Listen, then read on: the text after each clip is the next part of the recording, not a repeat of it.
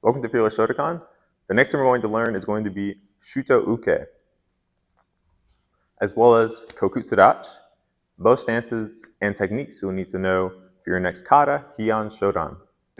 Now let's go into Kokutsudachi. So Zenkusudachi and Kokutsudachi are the two stances that you're mainly going to see throughout all your kata.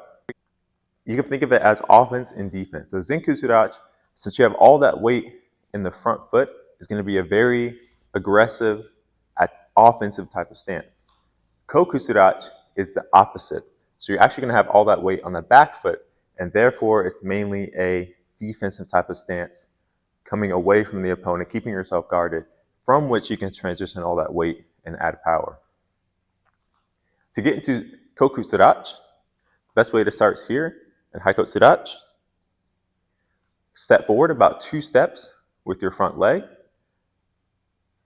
Make sure it's nice and comfortable, nice and even weight. Take that back foot and point it towards the wall.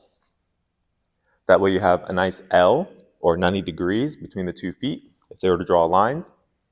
And that front foot is going to stay completely forward.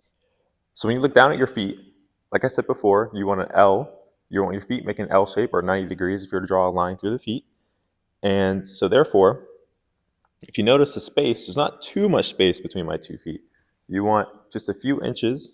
If I were to bring my foot completely back, you just want a small space between the two. You don't want it completely lined up. So I'll show you again from the side. If I were here in my natural stance, I would turn my back foot completely perpendicular, set my front foot out and in a little bit, and I would settle down, bending the knees. Now, you want to shift your weight so that you're about 70 in the back and 30 in the front. And as long as you have those feet perpendicular to each other, you are ready to go.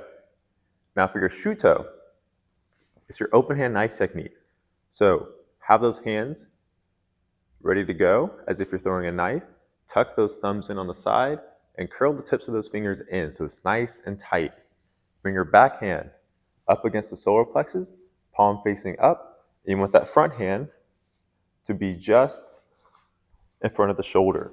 So you should be able to draw a line from the top of your shoulder to the tips of your fingers. It shouldn't be too far out. It should be just lined up in front of the shoulder. So here's my Shuto and my Kokutsudachi.